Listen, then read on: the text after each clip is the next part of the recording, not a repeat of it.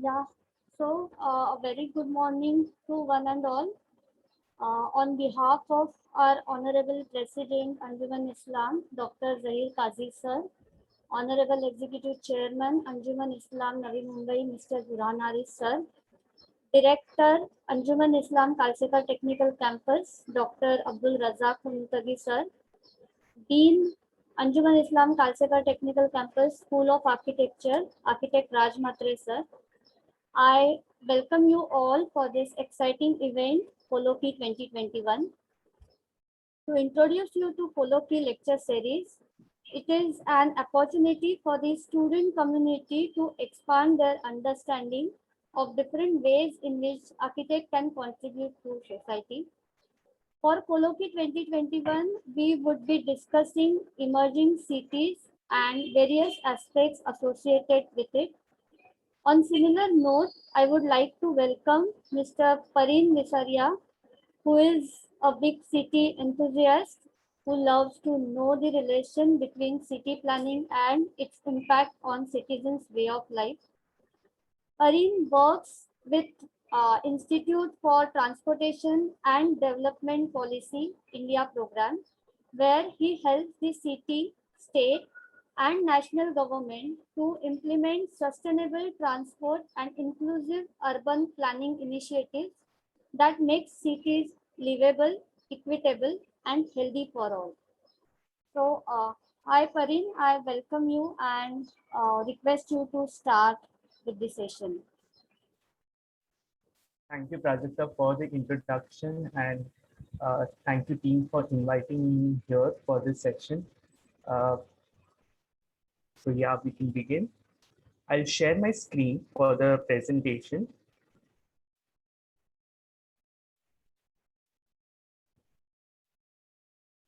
Is my screen visible?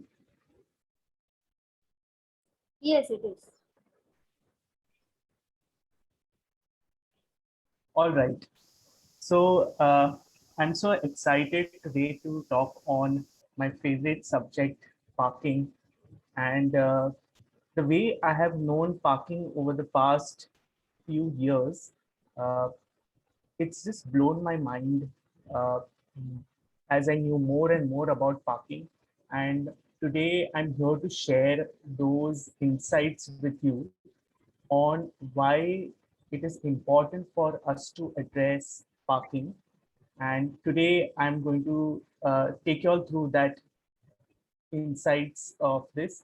And I really hope this is we have an engaging session. And at any point, if you have any comments, reaction, uh, any anything that you would like to share or ask me, please feel free to raise your points. You can type it in your chat box. I'd love to hear more and more about what you think about it. So yes, so today it's all about how we get our parking right in our cities. So I'll actually go back to my architecture days when I was studying architecture. And in my fourth year, we had a design project where we had to design convention center. So we had to design lot many exhibition centers, auditorium. So that was a project that we had in our fourth year of my architecture course. And one of the very interesting thing that was part of this project was that the faculty divided us into different groups, and each group was responsible for creating some material, such as some technical guidance, so that the rest of the class could learn from them. So, for instance, one group worked on how do you design a large span structures. One group did research on how do you design an auditorium, and we were split into these different groups. Interestingly, my group was responsible to design a brief for the project. And one of the things which we struggled the most was to decide the number of parkings that may be required for this project. And that is where we were stuck as to how many numbers that the parking would, this project would require, the number of parkings that this project would require. And here is where we came up to. So we asked in our project brief, we said that we are going to provide, we will require 150 equivalent car parking spaces. Now, what does that mean? So this included 120 cars, and then there was rest of other parking spaces for two-wheelers, for a couple of buses, and all put together, it came about to 150 equivalent car parking spaces. And if you have question as to how did we decide this number, what was the rationale behind this number? To be very frank, we didn't know either. I mean, we just did some guesswork and we came up to this number. So really, it didn't really have any rationale. It's just that the group felt, "Oh, this is something which is logical," but it didn't follow any rationale. And if I were to give you some sense about the area that we were supposed to create for this 150 equivalent car parking spaces, this was equal to the amount of space that you would accommodate, that you would create for 52 BHK apartments. Because if you were to design a parking or off-street parking, each parking space takes about 25 to 30 square meter area. And if you were to multiply it with 150 equivalent car parking spaces, you would get an area equal to about 2 BHK, 52 BHK apartments. Now, the real challenge began later. So as I started with the design, and this was just not for me, for the rest of the class, it really gave us a tough time. So it was a challenge on, at least my personal challenge, that how do I fit in so many number of parking spaces? Because of the constraints, there was limited site space which was available. The shape of the site was such that there were so many, it was an irregular shape. So to again accommodate parking in that became a challenge. Second is that resolving the structure, especially the column grid, became so difficult, and uh, also ensuring that the cars are able to circulate, that again became a challenge. And finally, uh, also not only I had to figure out the structure for the parking, but also how this would align it with the habitable space, which was often above the parking, because the design, because the site was a little a smaller site. So how do I ensure that all of this is done together? Now, uh, during during this project, I actually did some cheating. And what that cheating is, basically, I didn't fit exactly 150 equivalent car parking spaces, and I reduced a bit of car parking spaces there. Also, some of the car parking spaces which I was able to fit in, uh, was I did have my doubts whether this will be able to circulate. And that is where the whole challenge came into picture. And as an architect, it gave me really a tough time for as I worked on the project. And as I spoke to my other classmates, they also figured out they also experienced the same thing. And I would like to know if you all also ever felt the same for your project, for be it in your academic project or in your professional project. You can type in +1 in your chat box. Uh, so yeah, if you share the same, do react on it, do share your comments on it if you felt the same. So yeah, however, this was, as I worked on the academic project, this was easier for me to do that because it was just an academic project. But in professional life, while you're working on a practical project, it is not something that you can do away with. So unless you do not meet the required numbers, your plans won't get approved. Unless you don't have, unless you don't figure out the circulation, your uh, your car won't be able to move inside, and that would mean that your spaces, what you have designed for, is not working. The parking spaces that you've designed doesn't work. So it's more challenging as you work in real professional life. And this just didn't stop at me at architecture. After I went from studying architecture, I did my urban design course. And again, the same question came to me. So I have limited street space. Whom do I prioritize? Do I prioritize give more parking or do I give wider footpaths? And this is an example from one of the street design projects that I worked, wherein there were two options again. So this street had a lot of parking. And again, as a designer, it put me in a spot where, again, the of these two options, if you see the first option has a wider footpath, wherein in second option, if you see there are two rows of parking which is going there. And I had to compromise on footpaths and of course the spaces that are associated with footpaths. So be it for vending, be it for sitting, be it for let's say a water fountain or any landscaping, I had to basically give that more space for parking. And it was not just only creating parking, but also creating access for parking. Unless you don't create access, one won't be able to use the parking. So this put me in question while I was studying urban design. Again, this didn't stop just here. It further went as I started working as an urban planner. The same question again came to me, like, how do I deal with parking? And now the question was, do I reserve the land for playground or do I reserve it for parking? And again, these are the decisions at each level, whether you are an architect, urban planner, urban designer. It is completely not possible for you to not address parking. The question of parking is always going to come as you design, whether you're designing it, whether you're working in a policy space or you're guiding cities on it, or you're in fact also working for your academic projects. The question of parking is always going to stay with you. And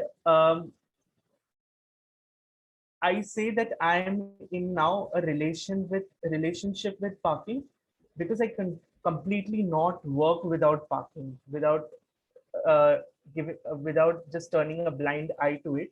So I say that I'm in a relationship with parking, and the more I know, I researched about parking. The more I know about parking, the strong became more and more strong.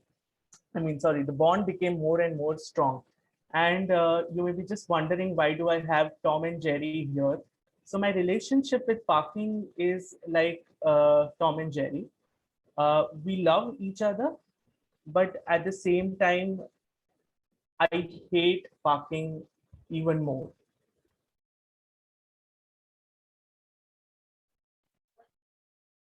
Were you able to hear me? Sorry, I Yes, yes, Parin.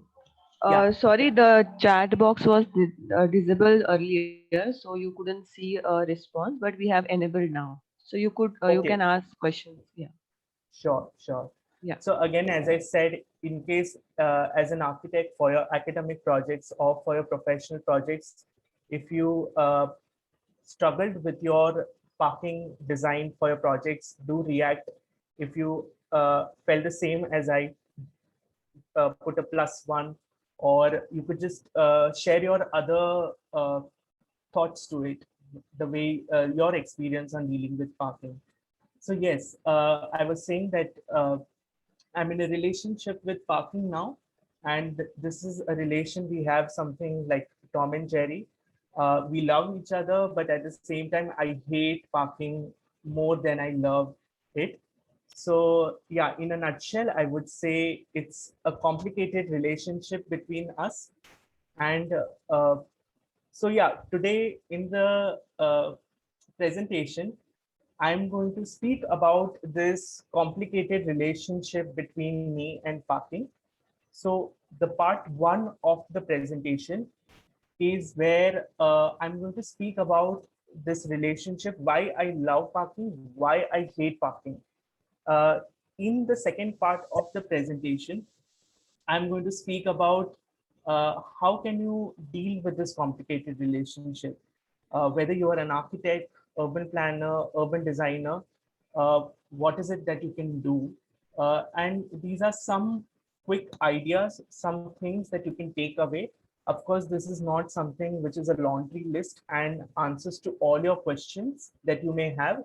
Uh, but yeah, certainly some key points, some key insights that have been applied worldwide, not only worldwide, but also in Indian cities, and some takeaways for you all to be able to apply for your projects and future in your future. So first, beginning with the part one, which is understanding this relationship. So in any relationship, you basically have someone who's setting you up. So be it your friends, relatives, these days you have Tinder. So someone is setting you up. Someone is making both of you all meet, and that is how you build up a relationship. And I say this relationship with parking happened because of urban planners. Of course, there are many other uh, actors who are also responsible, such as politicians, uh, developers, but I would say urban planners are the significant actor in the list of stakeholders who set me in the relationship with parking. Now, how? So first thing, if you all know, and I'm sure now that you're in your final year, you'll be aware that when you design parking, or for when you design parking for your project, basically what you follow is building regulations. And every building regulations, it mandates minimum parking. So you would have seen your regulations which says minimum one parking for, let's say, 100 square meters of area. Some regulations would say minimum one parking for 50 chairs. So your building regulations, they mandate minimum parking. Now, who mandates, who writes this parking is basically urban planners. So as architects, you're following what the city urban planners have written it for you. And these urban planners are sitting within your city administration or within your development authorities, and they make decisions on how much parking that needs to go in a particular project. And as architects, you have to follow that. You don't have an option. So I say that you have to be in relationship. You still don't have an option of being single. So that's an analogy that I'll work with, I'll refer to. So right now you are mandated to require to provide minimum parking requirements. Of course, there may be certain exemptions, but by and large, you would stick to this minimum requirements. And of course, over and above, as you work on the project, the developer may ask more parking, and you have to again ensure that you fit in the extra amount of parking, because this is minimum, and you could build any number of parking over and above this. The next thing, which is also seen in regulations, is that the regulations incentivize more parking. When I say incentivize more parking, so just giving an example of Mumbai DCRs, Mumbai regulations, it actually incentivizes developers. If they build more parking, they're given extra FSI. So you get more FSI, you build more, uh, and at the same time you create more parking. So basically, it is a model where government is not putting its own money, or it's putting its own land, but it's creating incentives for the developers to create more parking stock. There are other models too. So for instance, some cities like Delhi and many other cities, they follow public-private partnership model. And in that, what they do is the city gives land for building parking lots, and the private developer builds it. So, and there is a understanding of how a private developer would recover the money, how they would make profits. So all of that is taken care into that model. And there are other incentives also, such as in Hyderabad, if you build more parking, you get a discount in your property tax. So that's again different ways in which some of the cities are incentivizing parking to create more parking. And the third one is that there are certain policies within cities which again promote creating more parking. So that is creating more parking lots. You would have certain regulations which say that you could create parking under an open space. So these are the different ways in which cities are uh, trying to create more and more parking. And again, I would say urban planners largely take these decisions along with bureaucracy, which is there at the state level, urban development departments, and so on. So moving ahead, it's very important to know, uh, in first place, why urban planners are or why cities are creating more and more parking. So here is a picture, and anyone, what do you think about this picture? What do you all think about this picture? What kind of emotion does it give it to you? Anyone who would like to share that here? Just by looking at the picture, what do you all think about it? Sir traffic है but फिर भी लोग road पे park करते हैं गाड़ी. Right, road पे park कर रहे हैं, ट्रैफिक हो रहा है, और कुछ इसमें से नजर आ रहा है. chaotic nature, sorry. chaotic लग रहा है बहुत. राइट, बहुत chaotic लग रहा है. एनीथिंग एल्स जो आपको इसमें नजर आ रहा है? So there's no So the last car parking has no circulation space. pedestrian walking is not there, like they're walking on the roads. Right, right. Anything else? So a lot of things are like illegal, Such as? such as the parking spaces on the streets. The second or third row from the front is like illegal. Right, They are not allotted. right. Yeah, thank you everyone. Exactly, this is what the emotions that one has when you look at this street. And this is exactly the emotions that one takes away when one makes a decision. So जो दिखता है वो you believe that. तो मैंने ये देखा है कि ट्रैफिक बहुत हो रही है यार, यहाँ पे देखो इतनी सारी पार्किंग है, यहाँ पे यहाँ पे पार्किंग की बहुत ही शॉर्टेज है, यहाँ पे पार्किंग की इश्यू है. And the very next thought that comes to my mind is that there is lack of parking. Parking की यहाँ पे शॉर्टेज है. इसका मतलब ये है कि हमें और ज्यादा पार्किंग क्रिएट करना पड़ेगा, so that we'll be able to clear up this mess. So as you rightly pointed out, यहाँ पे जो पार्किंग हो रहा है वो एक्चुअली ट्रैफिक को दिक्कत दे रहा है. Very importantly if you see and one of you pointed out the way pedestrians are struggling their way through it, because if you see there's not much footpath space also available here, and the way pedestrians are struggling through the streets, it's just very chaotic and unsafe.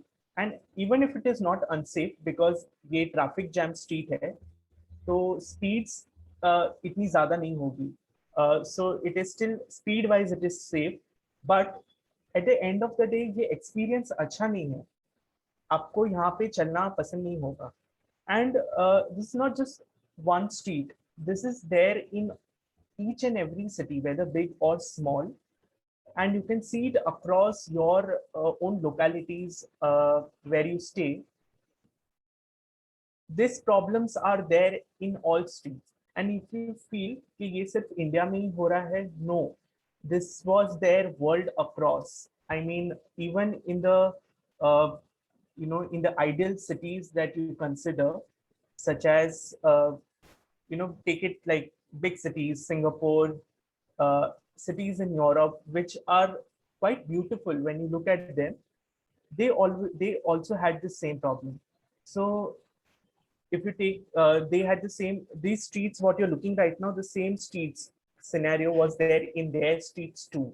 And certainly they have taken some decisions which have made some changes in them in their cities, and we'll understand more on that.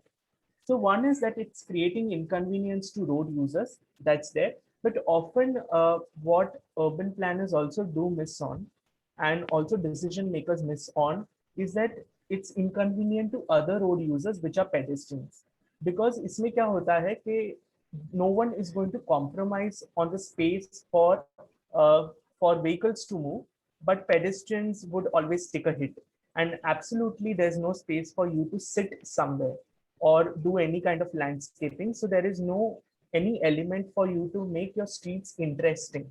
So this is how, you know, if you see the whole street space, the way parking is taking that space, it's actually there's completely loss of opportunity that is happening in creating many other things which you could have made the street more safer and attractive. Also, if you know, I don't know if you all have read about it, now parking has become such a serious issue. Actually, it has resulted in fights and deaths. So I'm talking about this in Delhi, and this is not just in Delhi, in all cities, including Mumbai and many other cities in India. People are killing each other for parking. Delhi in 2019, every month there was one death due to parking.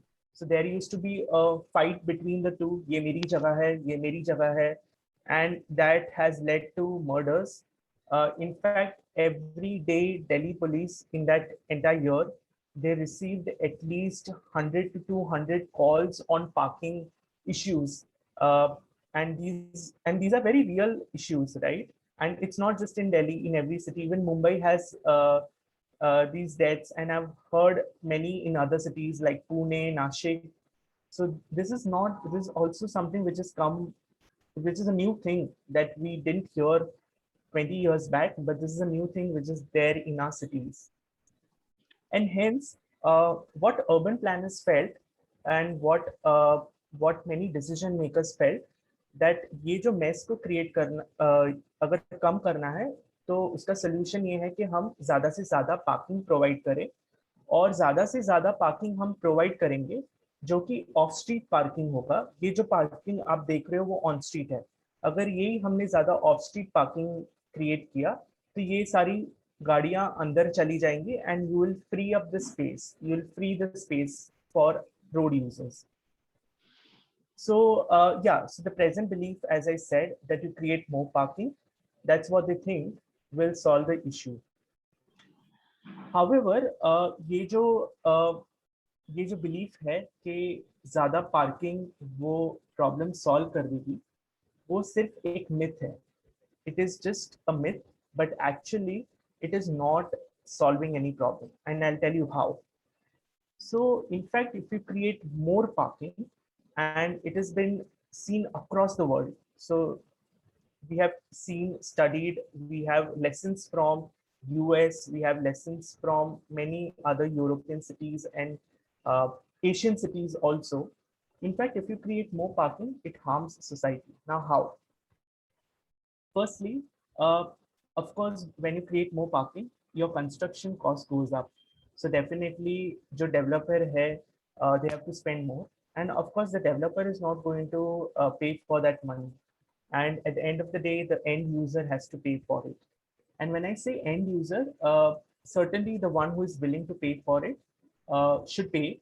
But at the same time, we also have citizens who don't use cars, who use other modes to travel in their city, in their day-to-day life, and they don't use their private vehicles. And when I say private vehicles, it can be either two-wheelers, either it can be cars.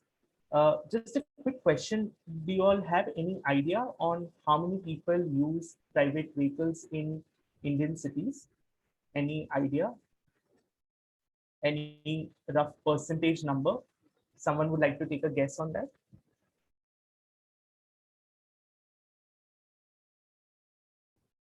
60 to 70%. Okay, 60 to 70%. Any other guesses? 15 to 20% only. Okay. So we have two contrasting answers. So one is saying about 60 to 70%, other is saying 15 to 20%. And I would say yes, it's 15 to 20% of people using private vehicles. And this is with the data that we have from the cities when they ask citizens on how they travel. And it's often captured in your mobility plans that the city makes. And that is what the urban India, that is how it travels. And if you, this 15 to 20%, I'm considering both two-wheelers and four-wheelers.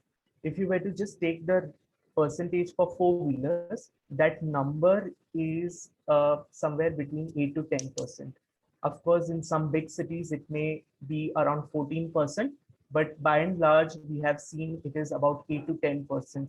Mumbai has about 8%, and about 70% of the people in the cities, whether big and small, they are actually either walking, cycling, or taking public transportation to reach their everyday work life.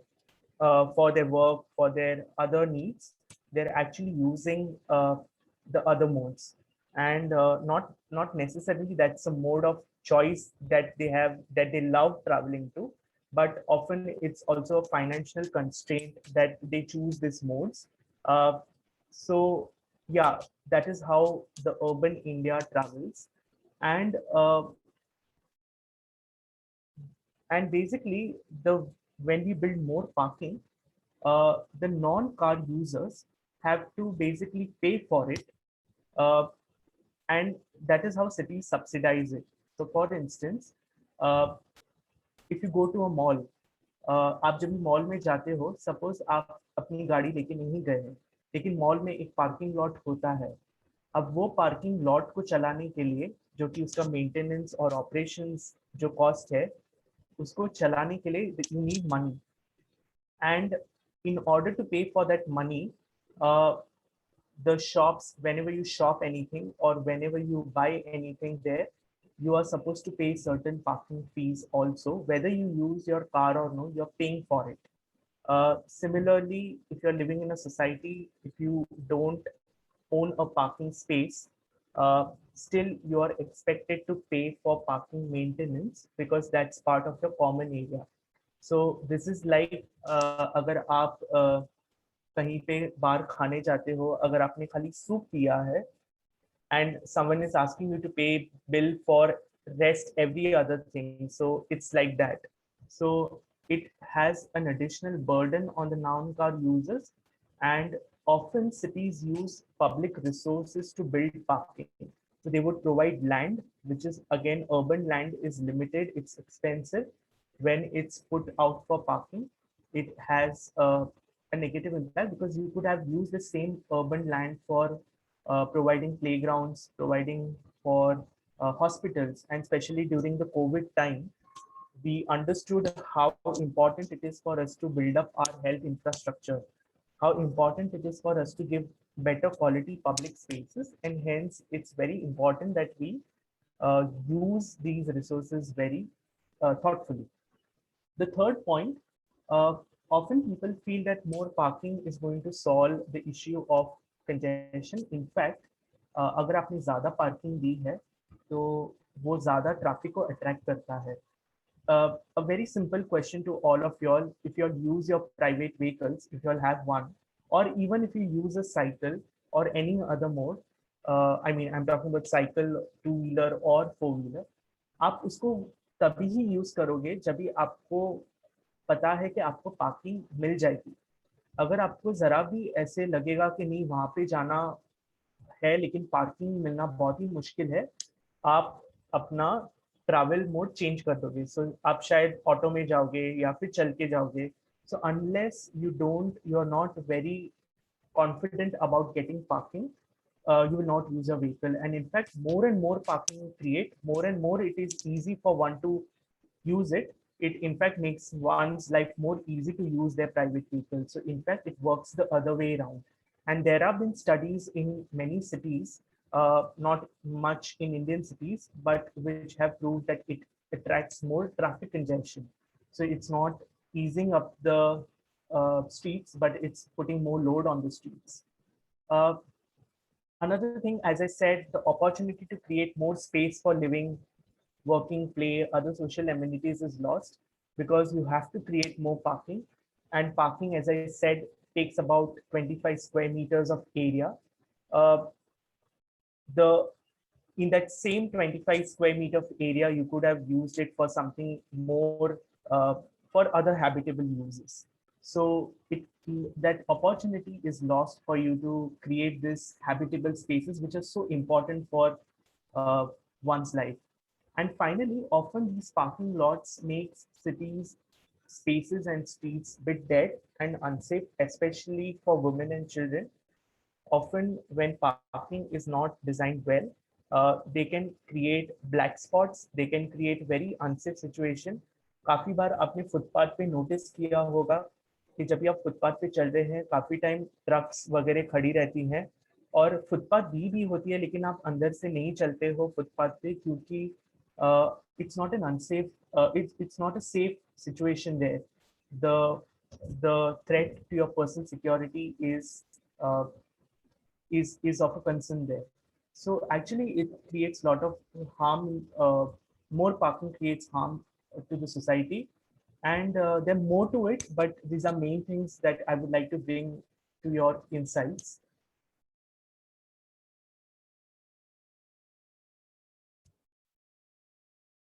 Yeah, but as I said in the beginning, I hate parking, but I also love parking, and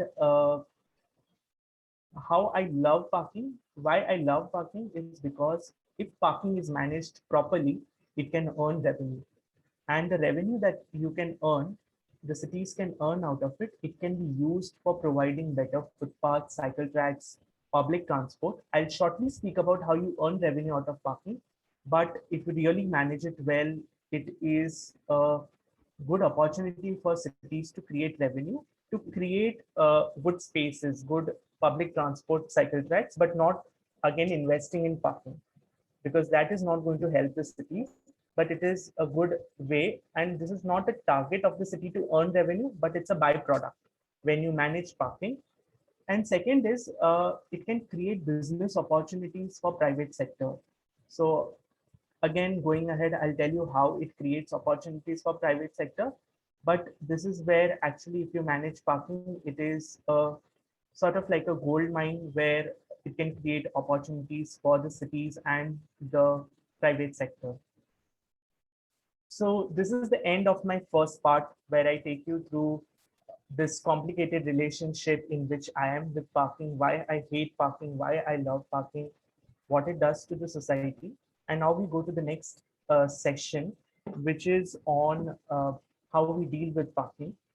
And here, these are some ways in which cities have dealt with parking. And I'll show you what, and all this is practical. So nothing is theory, it's all applied. And I'm happy to take questions about what it means in Indian context.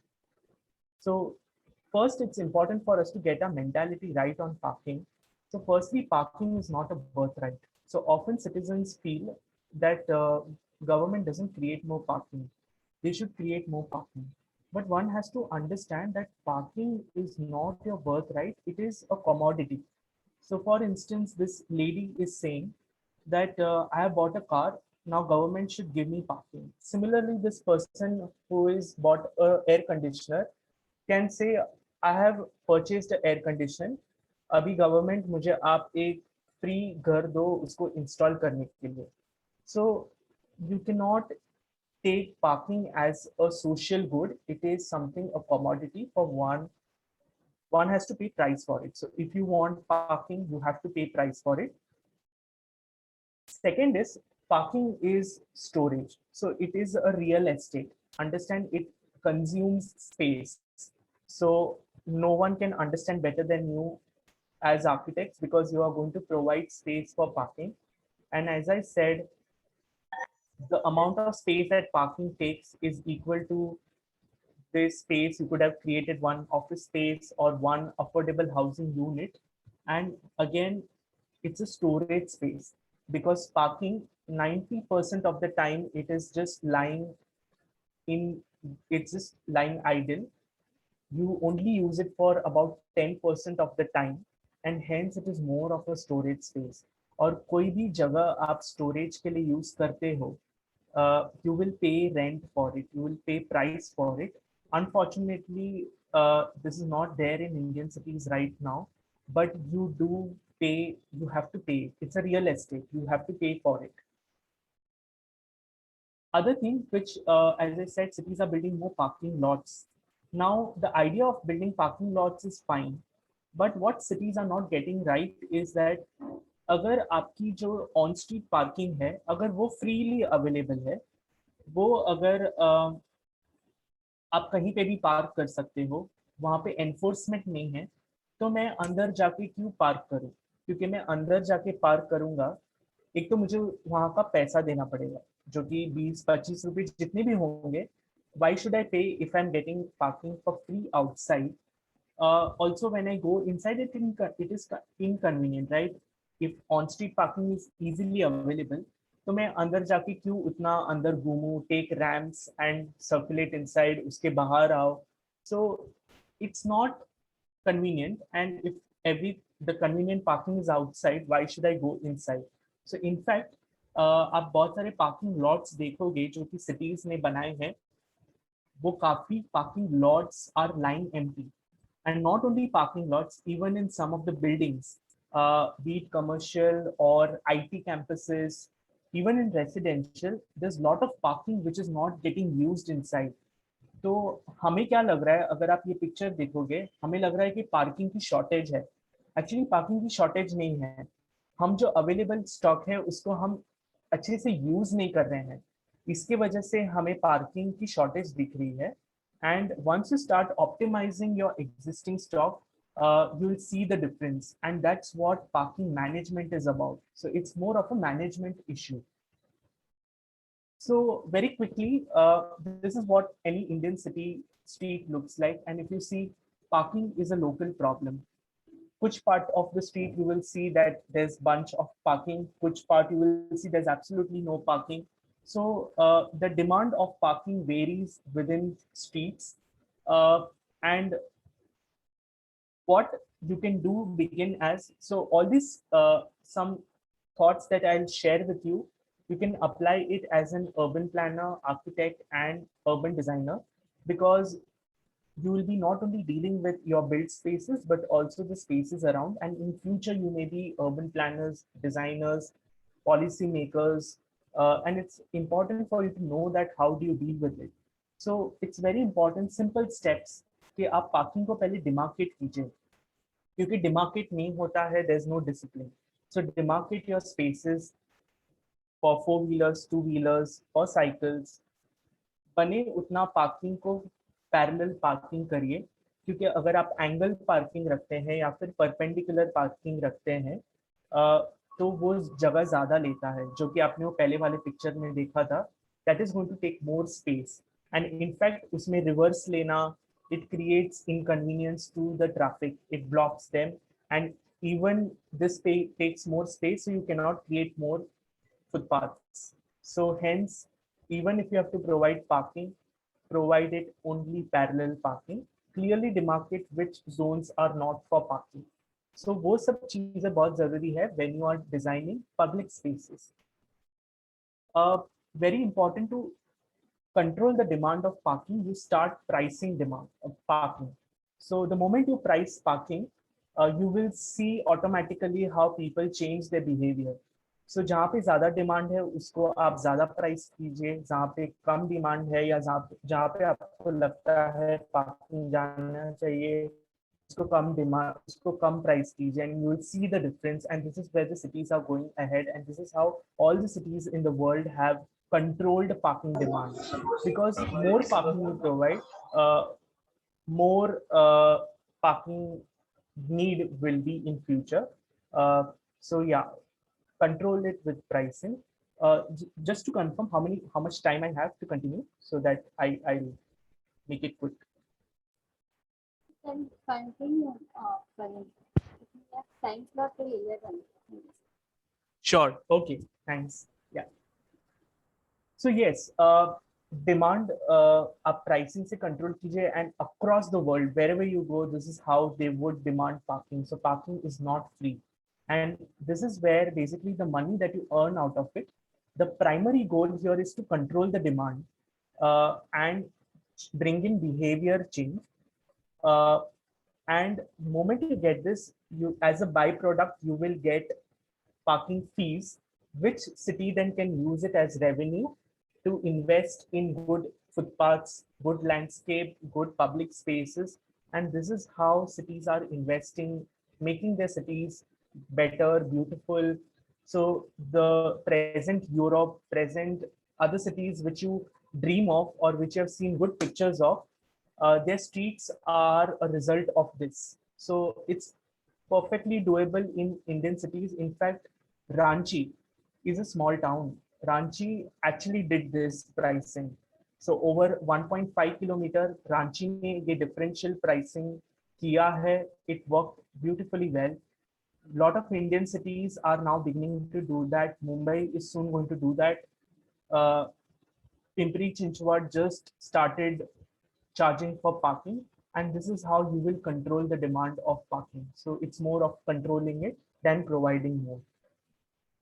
And very importantly, as you're going to take decisions, try to shift more and more parking from on street to off street, and this is the transformation that you will get. And this is a live example, a project from Chennai, which is this pedestrian plaza now that they call it. It's in the heart of the city. You can see the left-hand side picture, how it was before, how the parking was before, and you could see almost 50% of the road space. The street section was taken by parking.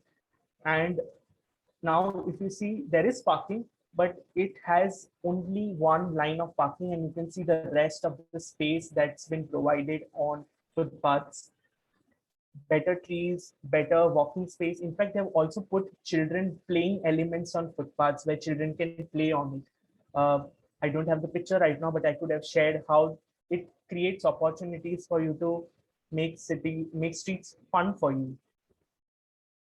Also, a lot of cities, what they're doing is that, as I said, some of the parking within your buildings is not used. या फिर मेरे पास parking है लेकिन मेरे पास car नहीं है, and it's just no one is using.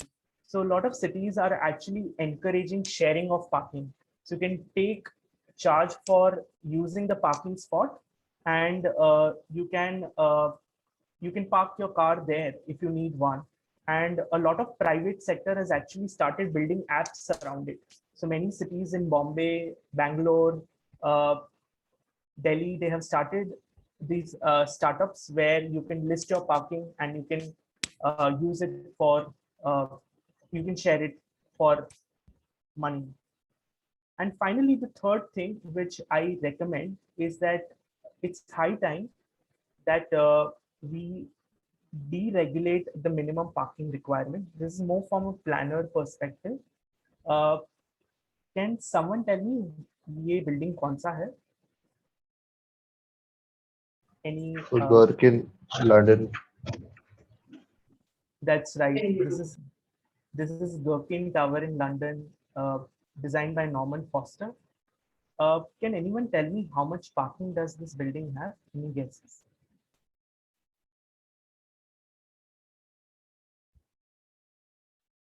You can take any guess, any number that comes to your mind. How much parking does this building have? 1,000. Okay, 1,000. Any other estimate? Any other guesses that you would like to take?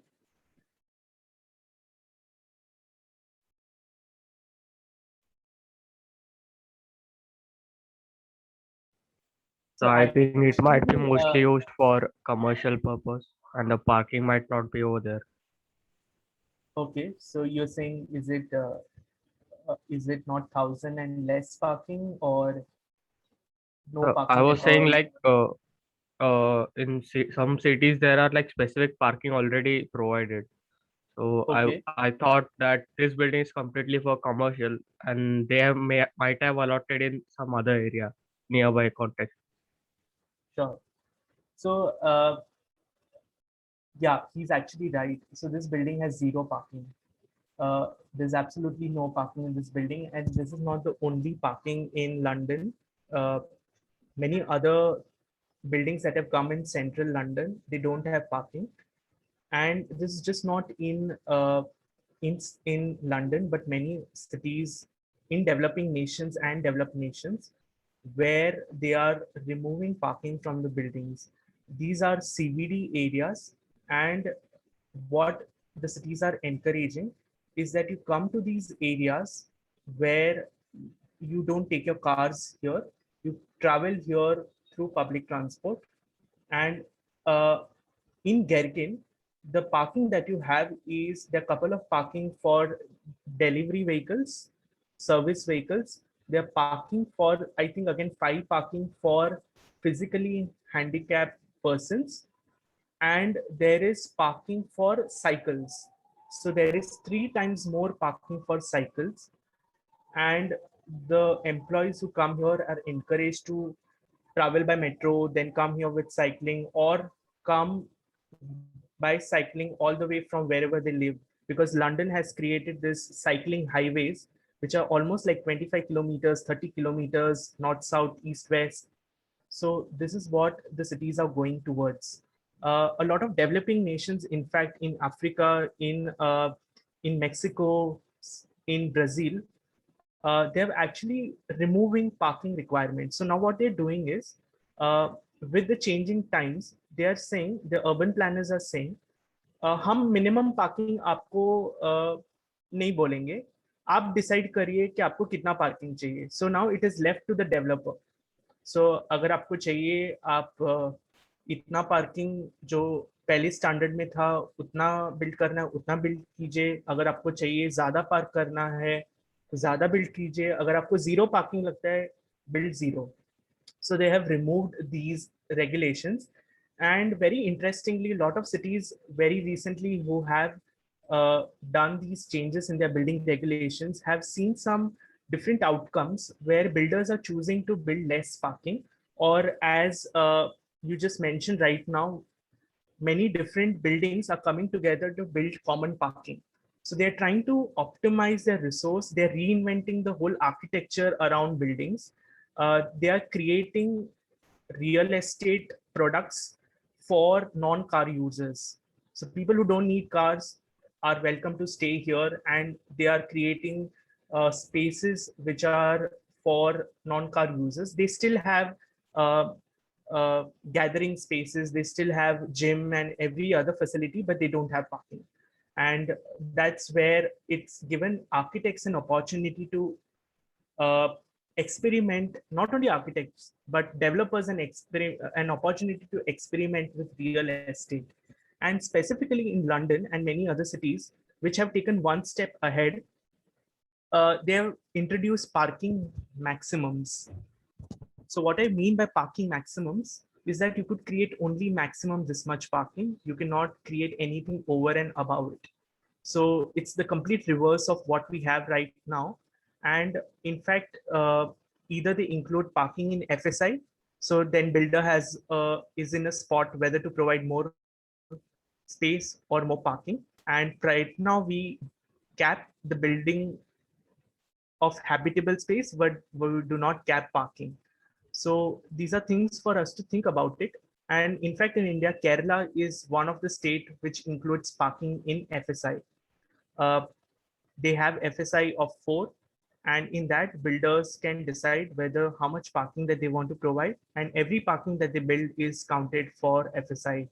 So it puts builder in a spot to decide how much parking that they have to play. And final thing, as architects, I would recommend in your projects that you maximize more space, that is a surface space for living, working, playing.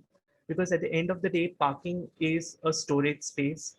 Try to maximize your space for people to live, work, play. create interesting spaces.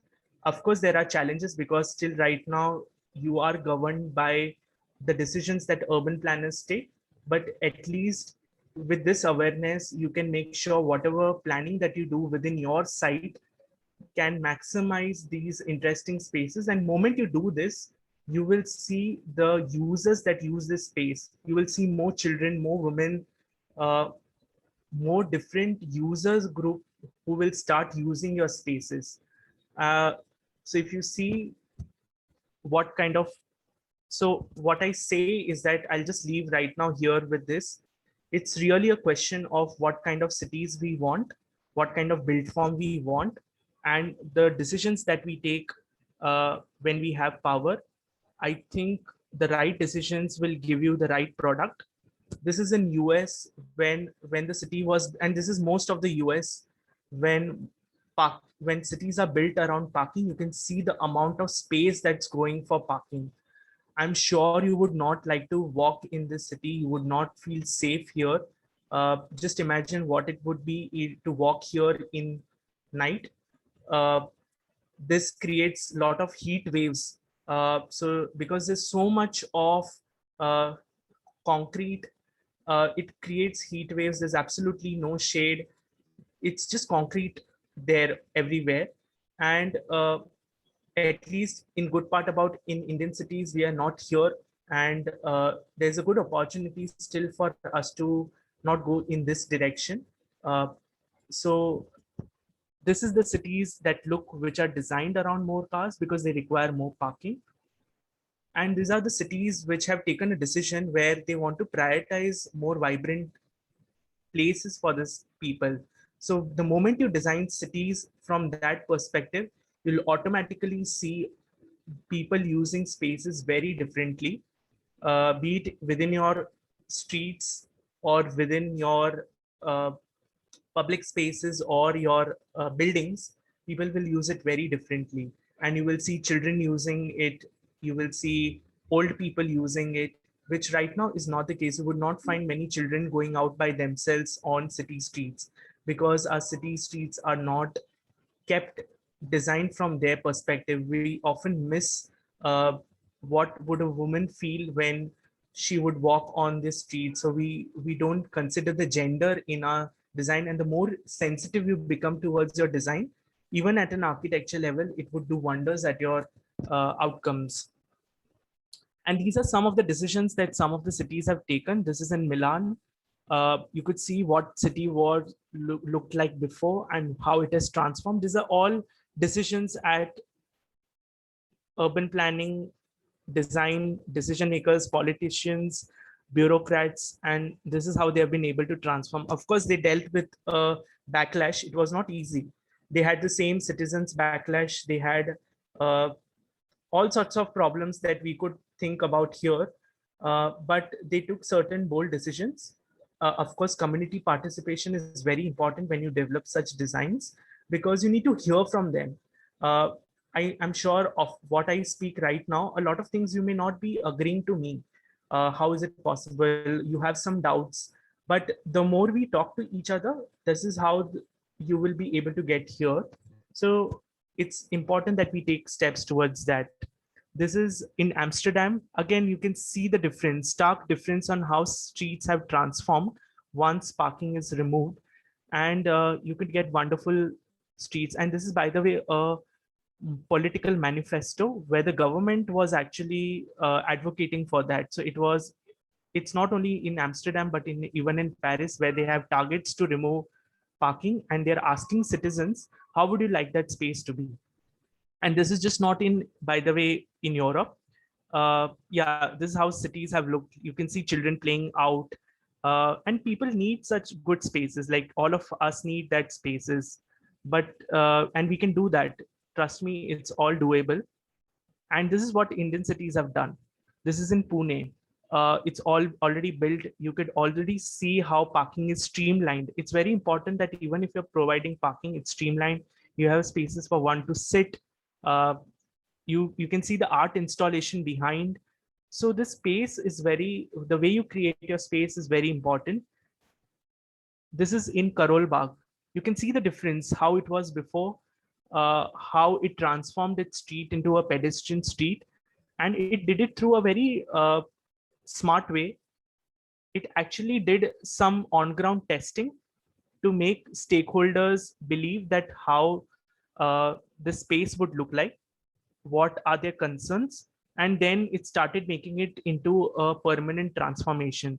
So there is a temporary testing which you see in between, uh, and it's very quick, very cost effective, and the moment you get confidence from the stakeholders, from decision makers, you make it permanent. This is Karol Bagh in Delhi, and in fact Delhi recently also did this pedestrian project in Chandni Chowk, and these are again decisions taken to ensure that parking is managed.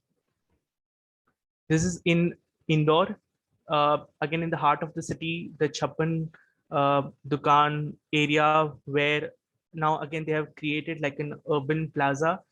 Uh, this is in Chennai, the same example that I spoke about. You could see the parking mess that it was in before and how it transformed itself. So yeah, I would leave you to there. I'm happy to take questions. I'm happy to take comments if you don't agree. If you have questions on how things work, what is possible, please feel free to not agree to me and bring out those questions. Any comments, feedback, any thoughts, please share it with me. So I suppose we have another 20 minutes. Is that right? Yeah. Yes. Yeah, so we can take question answers. Please go ahead. Yeah. First of all, thank you so much, Pareen. And it was really great, insightful presentation, which we were, what we were expecting, and I guess we were much better than what was there in our mind, and we could. I guess there was a nice balance, I would say, that we were looking for. And the exact your journey from your architecture studio until your professional life, I guess the main point is you raised question. You raised question, you had that question, and you had that gist of looking for an answer, and I guess that have driven you through this the whole journey. And that's a grateful of you to really come here on board and give such a insightful information about parking. So I guess we can take questions from students. Just one more thing. I just wanted to ask you: should we put up that Google form at the end of the session, or should I put it now? You can put it right now, and I would also want to know from students how did they find the session. So Yes. please, you could vote for it. So maybe you can give an option of uh, great, Yes. good, okay, and poor. So it will help me to also improvise going ahead, because again, I want to share more and more about it to others. So your feedback is always very welcomed, Yes. whether positive or negative. Sure. We will be putting a Google form also Sure. in the chat box. Uh, yeah, I'll just put it down. Meanwhile, I request all the students to, you can start putting, asking questions to Pareen sir directly. Please unmute yourself. If possible, keep your video also on while asking a question.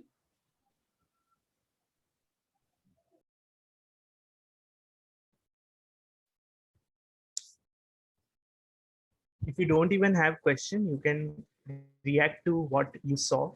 Uh, was it like a something which you didn't imagine, or you can also comment on that.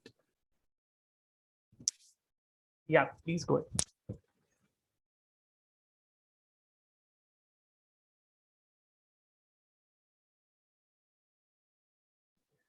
Yes, anyone?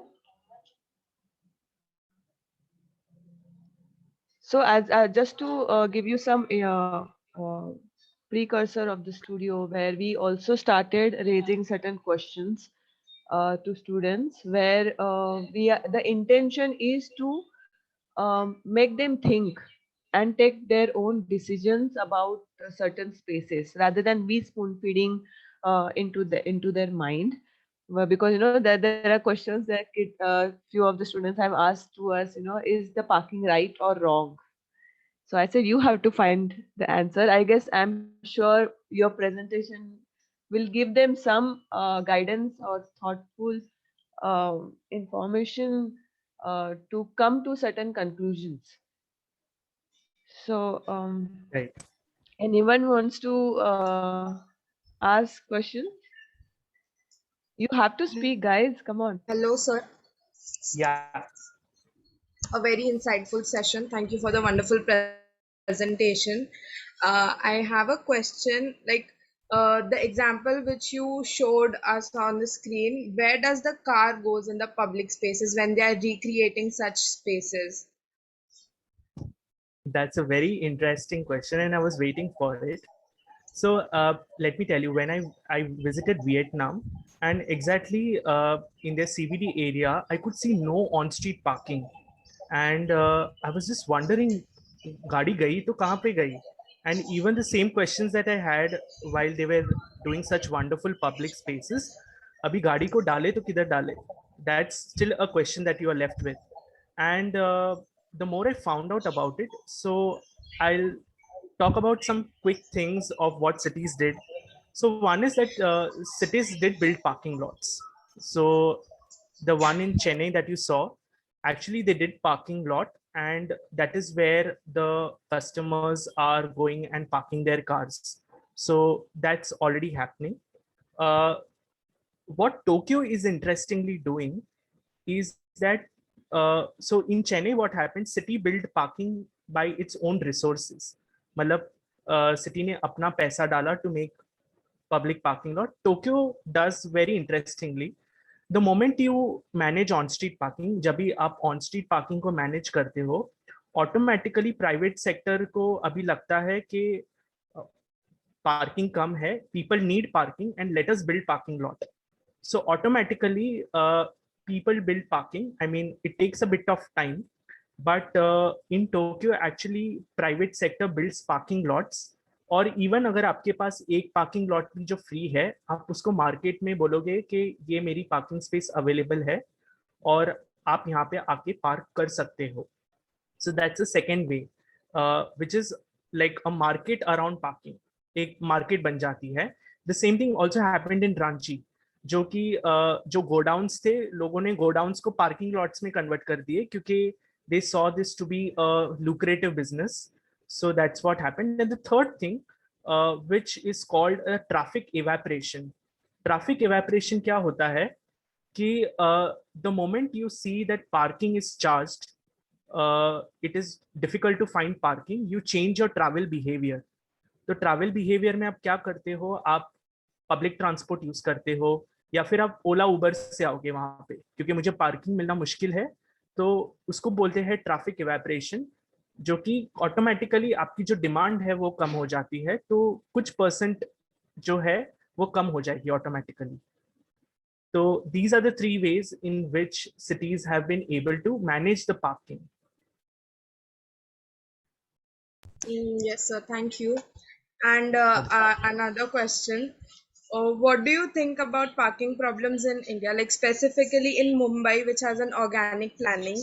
So where the streets and the road lanes and everything are like going together. So how do we tackle parking problem in Mumbai? Sure. So again, I think good question, and this is very specific to Indian cities. I think it's nothing to do with whether it is organic or whether it is planned, because even if your cities are organic, you need to plan for it. You take example of European cities. A lot of their city centers are organic. It is as good as you taking example of Ahmedabad walled city or any core city that you see in any Indian cities. For that matter, even Tokyo or many Japanese cities, they have road widths which are more or less within 12 meters. So they have narrow widths. Now, the decision here we have to take is that we have to ensure that more and more parking uh, goes off street. So that is how you have to push that towards. Second important is that government has to uh, put invest in better footpaths, better cycling infrastructure, better buses, better public transport. क्योंकि वो जो modes of transport है, that is space efficient. They are not going to consume that many space, and that parallel investment is required. And it's a bit of long-term process also, but our cities can take it right away. I mean, they can start doing it right now, because often I get to hear that Mumbai doesn't have a good public transportation, or any other Indian city doesn't have a public transportation. तो ये हम कभी implement कर सकते हैं. तो मैं उनको बोलता हूँ you can implement it right away, but public transportation का जो आपका definition है उसको थोड़ा सा change करना पड़ेगा.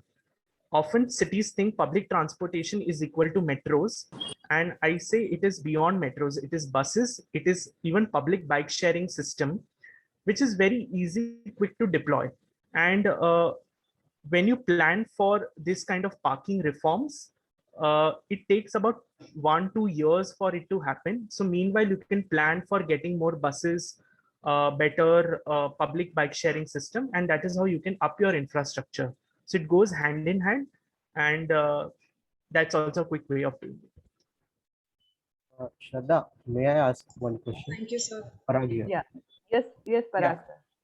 Yeah, Parin, if we look at parking as an independent infrastructure, many a times it becomes the dead space, or it becomes a negative space kind of a thing.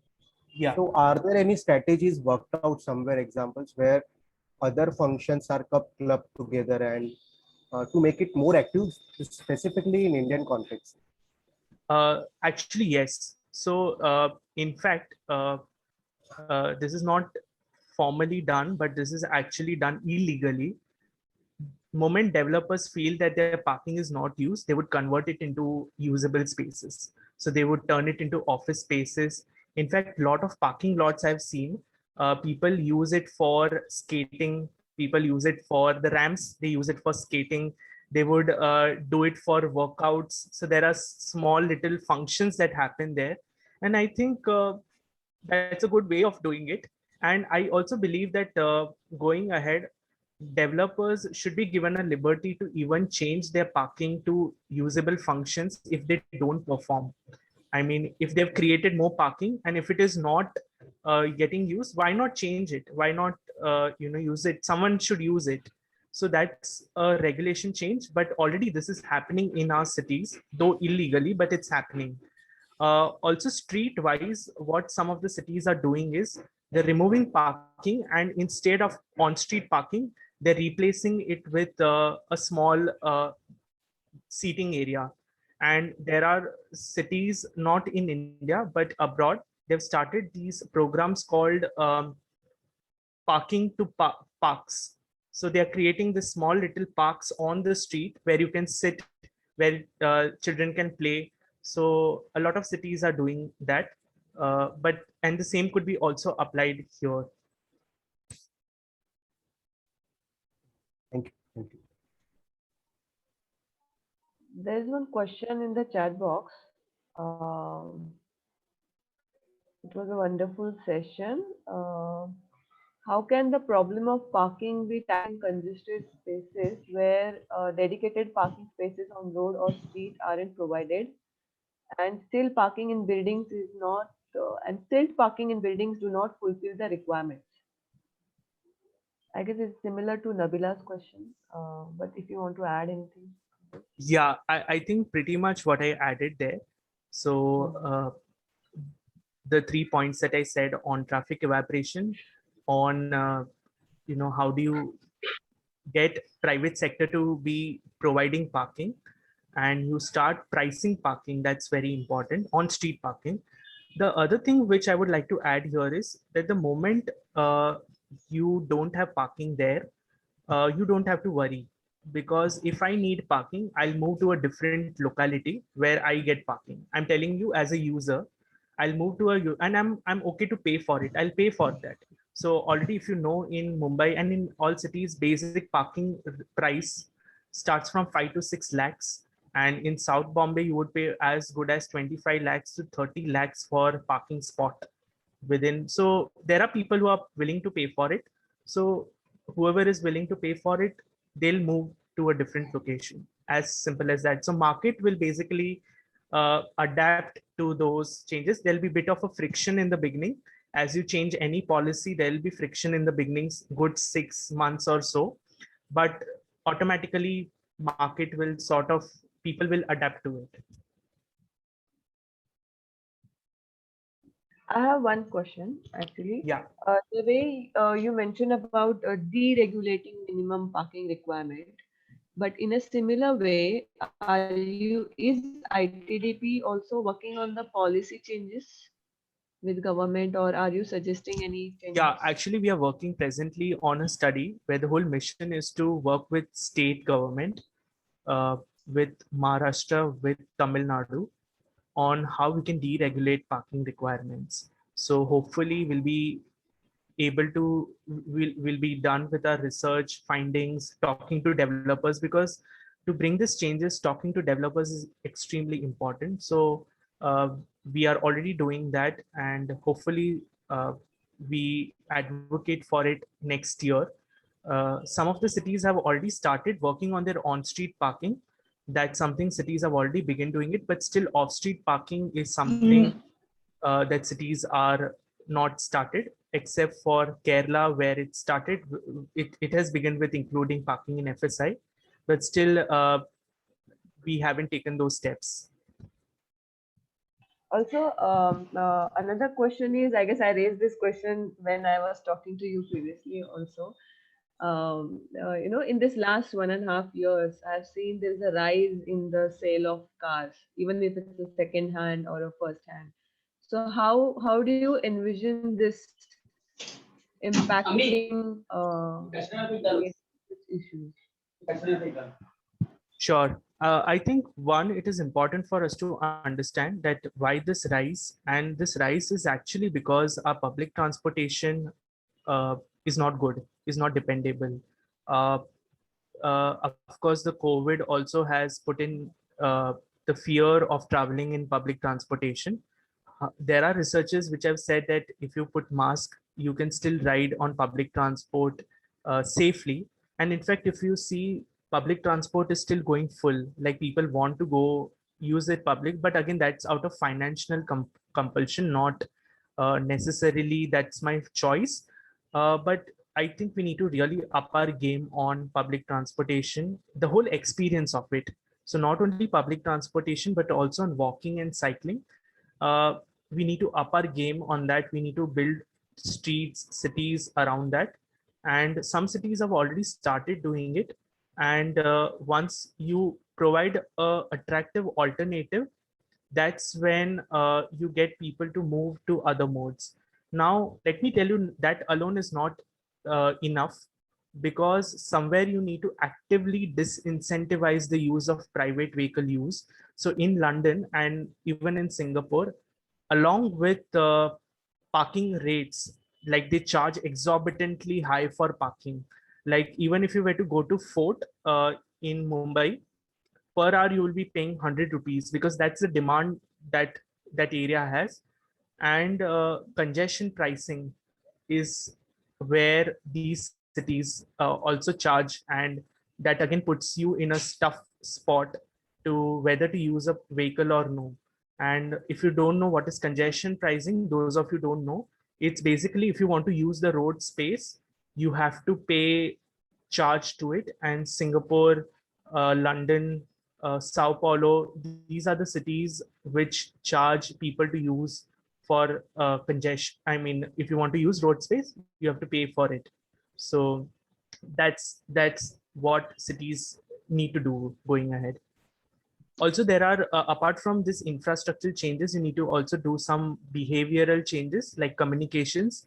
So it's just not the hard elements, it also the soft elements of speaking to, bringing awareness, creating strategic communications where people are encouraged to use these modes.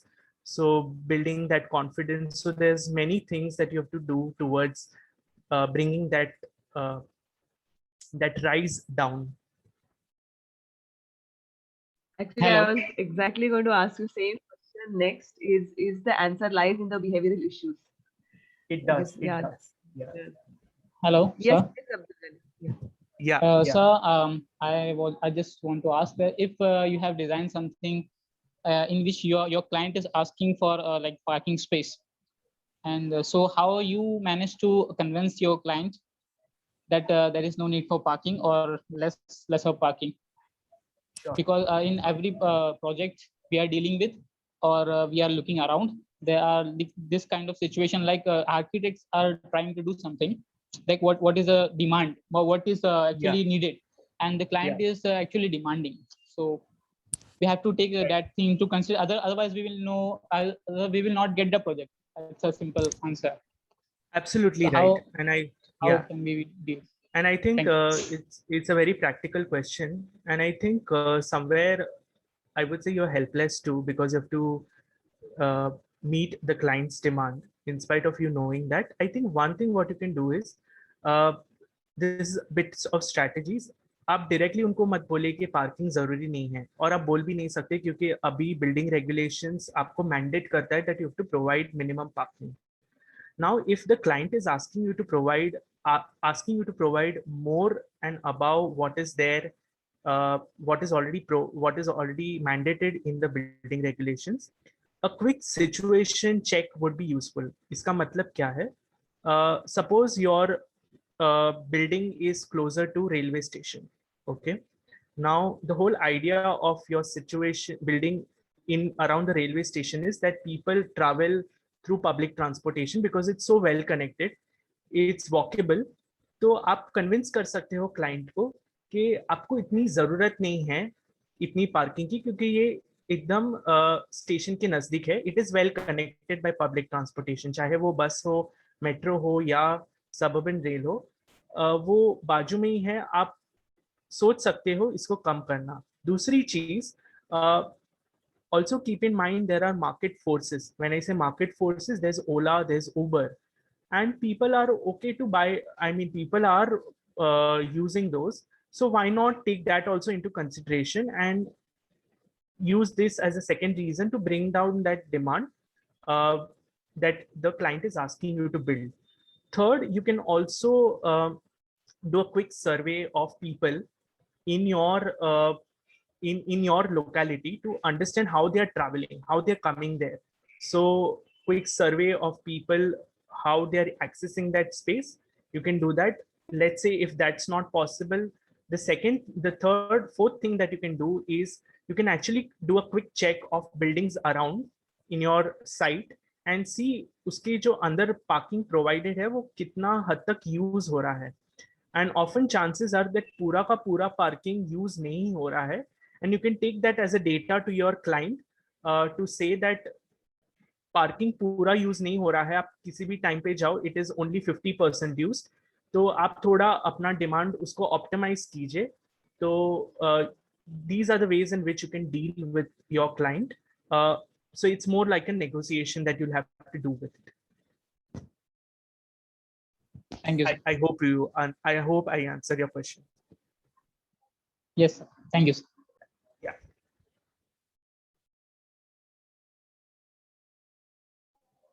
Anyone else who wants to add into question?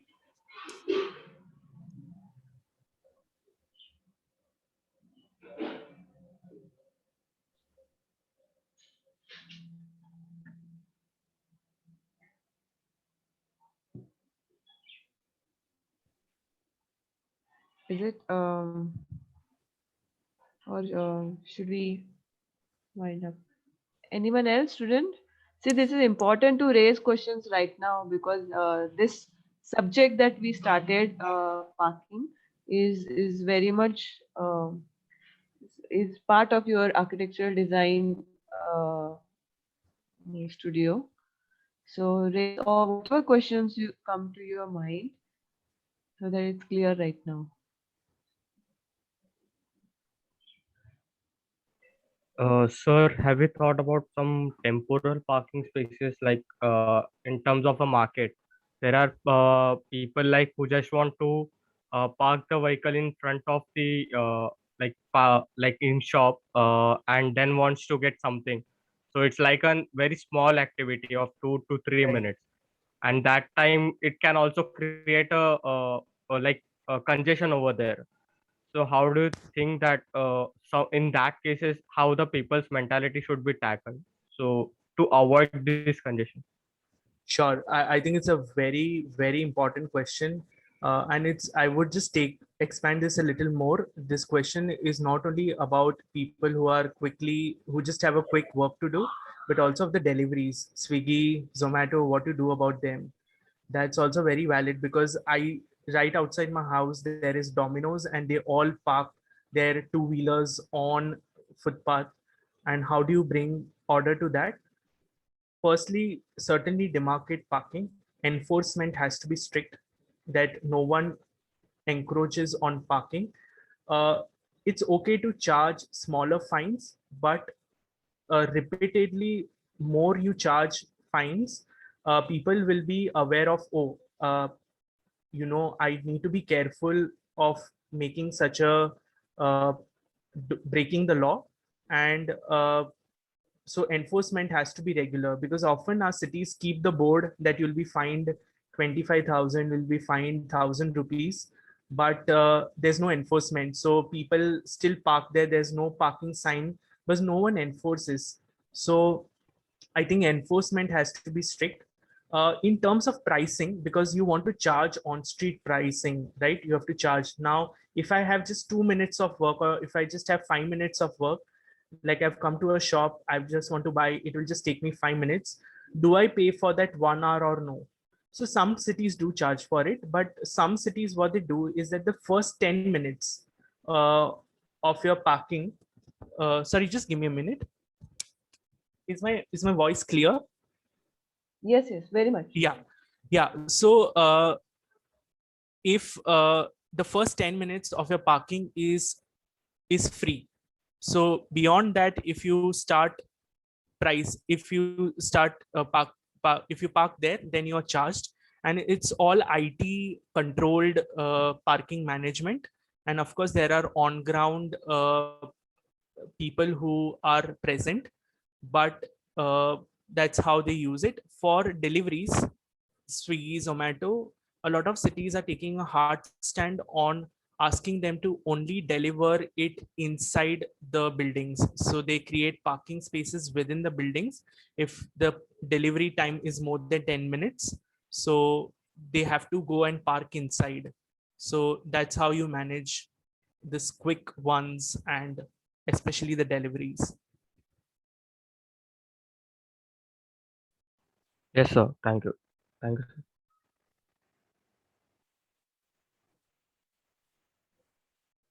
Sir, one statement which I would like to put forward.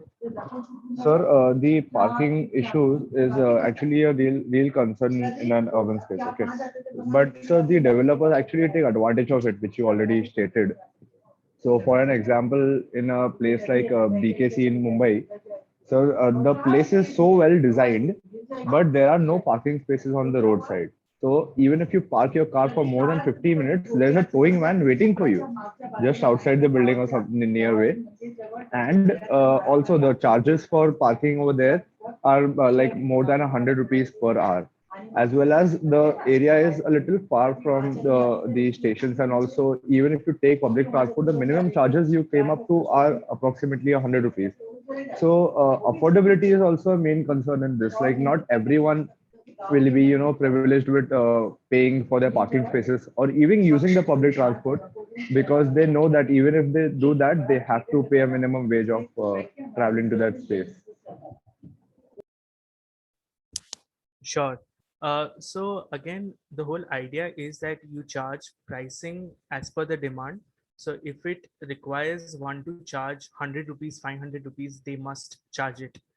Now, how do you decide 100 or 500 is basically you have to keep a demand of about 80% occupied and 20% or 15% vacant, because anyone who is coming into that area and is looking for a parking, there are some spots that are available for you to park. So 15% vacant, 85% occupied, because you don't want to charge too high, so that it's the other way around, like only 15% occupied and 85%. So the idea is not to charge more. The idea is to maintain that balance of 85% occupied and 15% charged. 15% vacant, because if that is not there, people will drive more to find parking spots. That is what is happening today. And more driving, more congestion, more fuel use, more pollution, and so on and so forth. So hence that maintaining that is very important. I would say in terms of public transportation, still our cities are certainly, I would say that uh, are better off in terms of affordability, I would say. So if you were to travel by train, it's still affordable. I think no, it's way cheaper. Even with buses, however, with buses, the problem is that it's stuck in traffic.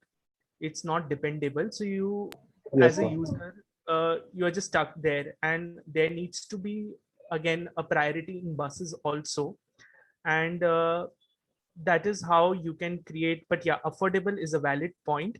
And I would say more than bus and uh, suburban rail, I think metro rates are a bit of a concern for some of the distances that you may want to choose, and that is not affordable to many. So this has been my observation in Delhi, Bombay as well, that clearly you can see, there are many people who would still want to not travel by metro, because again they would have to spend, for even 2 stops they would have to spend 10 rupees, wherein the same 10 rupees can enable you to travel for 20 kilometers. So I think there's a bit of price concern there, but certainly affordability, making public transport comfortable, uh, is extremely important. And I think even if someone has to charge parking 100, 500 to be able to control the demand, it's completely fine, because at the end of the day, if you are able to use a private vehicle, you are able to pay for petrol, you are able to pay for all the other maintenance. Why not for parking? I mean, it's a charge associated with it. It's just that our cities have not put that habit in one's mind that parking is not free, but it's a charge, because you're using a prime limited real estate space. So anything used for that, you'll have to pay for it. Yes, sir. Thank you, sir. Yeah. I guess it's all about calculation that we can do it capex versus opex for the car which we buy. Sorry. Yeah. Any more questions? So everybody is supposed to fill up the form. It is important to get your feedback.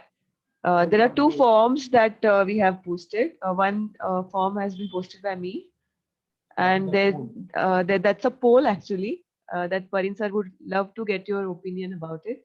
And there is another form which has been posted by Prajakta ma'am. So it is compulsory to fill both the forms by every student. Okay. Prajakta ma'am, should we conclude the session? Yeah. Okay. Yeah. Thank you so much, Parin, to come on board with us. Ma'am Okay. Yeah, Abdul. Ma'am वो form वापस share करो ना, मेरा switch off बंद हो गया था तो मुझको नजर